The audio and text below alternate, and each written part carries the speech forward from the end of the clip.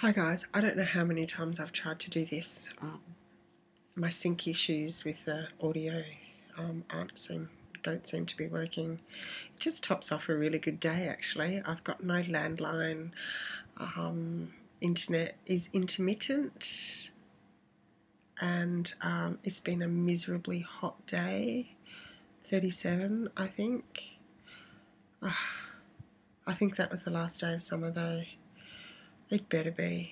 I'm just so over this heat. But anyway, I know some of you are freezing your butts off. So sorry about that. But I just want to swap. Give me the freezing cold. You can have this heat because I just don't want it anyway. I did want to share today a bit more about my separation. It's the second anniversary next week, and to say the last couple of weeks have been difficult is a bit of an understatement. It's probably why I've been on here so much, using as a bit of an escape method. It's worked. Yeah, I think it has worked actually.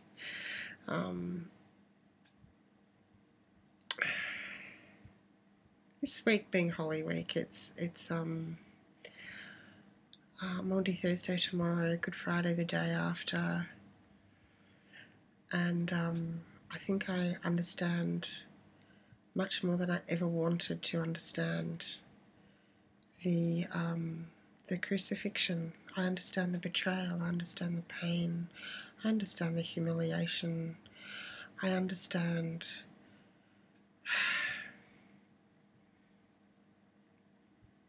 so much more than I ever did. And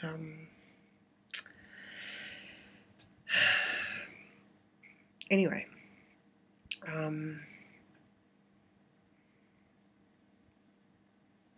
went to see my psychologist yesterday, and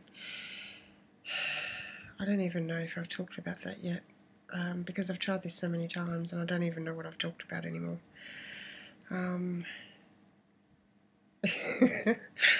Oh, one has to laugh at this. This is ridiculous. Anyway, I went to see my psychologist yesterday, and for the very first time, I just couldn't. I couldn't sit there and talk about what he wanted me to talk about. So stupidly, I paid $150 for a 20-minute session instead of 1 hour. So how clever was that? Anyway, moving on. Maybe one day I will share with you the worst of my separation. Why it's been so incredibly tough. There's also, another issue that has arisen, and it's quite distressing.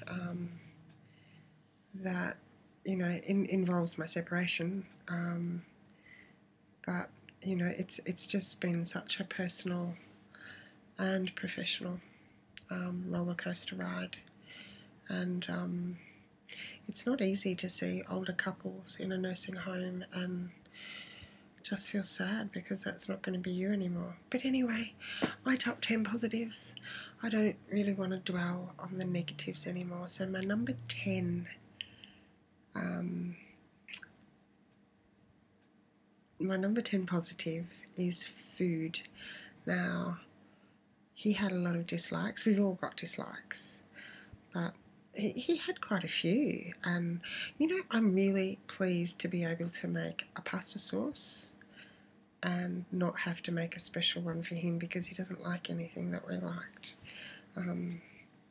So yeah, I don't have to do 2 pasta sauces anymore. And I can eat fish, and I can do what I want to do cooking wise. And that was number 10. That was number 10. Number 9 is the garage. Now, that was always his domain, and I had no idea what was in there. And it was such a mess. So I put it down as a positive because, look, when I was moving, I had to sort through everything, and he was such a hoarder. I cannot even begin to tell you what was in that garage. I just used to walk in there and just think, how the heck am I going to go through this stuff? But I had to, and I did. And I'm just so pleased that at least now my garage is neat, organised, and I know, well, it's not that neat actually, because I've got so much stuff of the kids that I'm keeping, but yeah, I know what everything is, and I don't have a lot of accumulated junk, because that's what it was. Do you know, I found bank statements going back to 1982. Who keeps bank statements for 30 years? Number 8 is my work schedule. Now, I no longer have to watch the clock. I can't begin to tell you what a relief it is not to have to watch the clock and make sure that I was in the kitchen by a certain time getting dinner, and I can please myself. And if I want to eat early, I do. If I want to eat late, I do, and it's pretty good. Number 7 is my social schedule. I had friends, he didn't, and so if I wanted a girls' night out, I don't have to feel guilty anymore about going out. And not that he ever worried about it, he didn't. I think he was more than happy for me to go out, but I'm sure that's one of the things he was complaining about. Number 6, the bathroom. That is indeed a positive. I've never known anyone except my husband and my eldest son to take so long in the bathroom. Worse than any female, I can tell you. Even now that I'm doing my makeup, I swear I'm shorter in the bathroom than what he is. I also, I wondered what he did in the shower. I always wanted to look, because I don't know what he did, and I hated the thought. Anyway, moving on. Number 5 is space. And when I moved into this house, I've got a fairly big walk-in wardrobe, and when I moved in, I literally filled it. And I looked and I thought, he couldn't fit anyway. He was never meant to be here. I've also got, we had 2 tall boys, like huge big tall boys. There's a big blanket drawer in the bottom, 1, 2, 3 big drawers, and then there's 4 little drawers and sort of like a big square drawer. I've now got both of them, and it's great. I don't have things shoved in, and yeah, I've got so much space, and I really like that space. I honestly have no room for anybody else in my life. Like, nobody else could fit in here because I take up everything now. Number 4 is my bed, and he was a hoarder, like with the quilt. I'd wake up in the middle of the night and have no quilt, and so I'd have to yank it off him because he'd wrap it around himself. I don't have to worry about him hogging the quilt anymore. And if I wake up in the middle of the night and can't sleep, I don't have to worry about not waking anybody. I can stay in my own bed and I can read or play on the laptop. That was number 4, was my bed. Now number 3 is cleaning the toilet. Another bathroom issue. Cleaning the toilet. It wasn't that he left the toilet seat up, it wasn't that at all.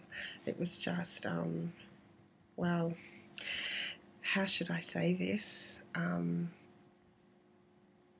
I hated using the toilet after him of a morning. He wouldn't clean it sometimes. Yeah, anyway, you get the drift, don't you? So cleaning the toilet is number 3 positive. It's just normal now. Okay, number 2 positive is that I've learned so much about what I can do.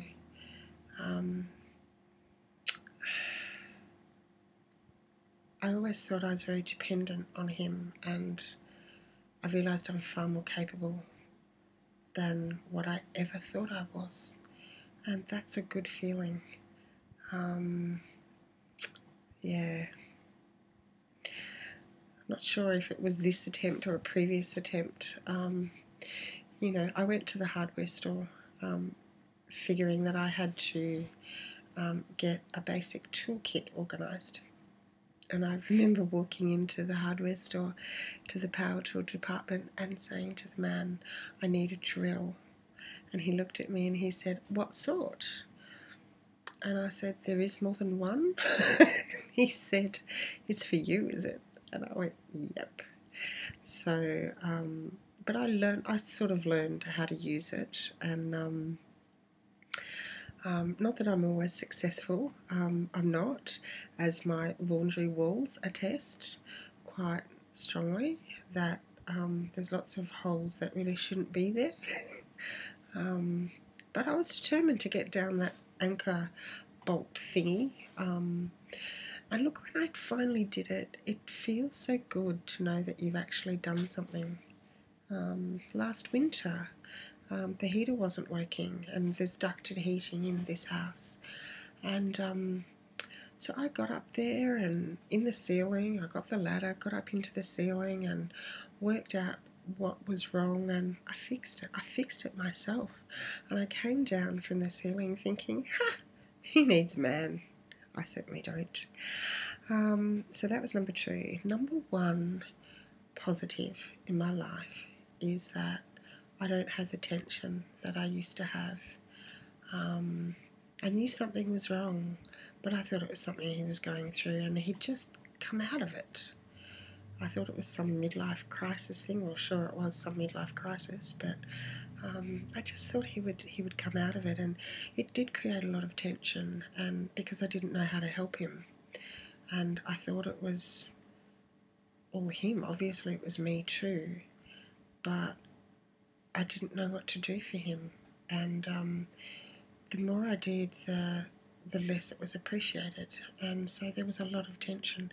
I don't have that tension anymore, and I can't say enough about how, from day one, I have felt that freedom of the tension in my life. While my heart is breaking and a whole heap of other things, the lack of tension in my life is actually the number 1 positive.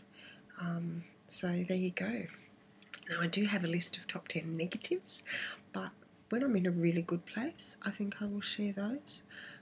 I really just needed to share the top 10 positives because that's really what I want to focus on at the moment, heading into Maundy Thursday tomorrow, Good Friday the day after, the Vigil, and Easter Day, because Easter Day I'm spending on my own.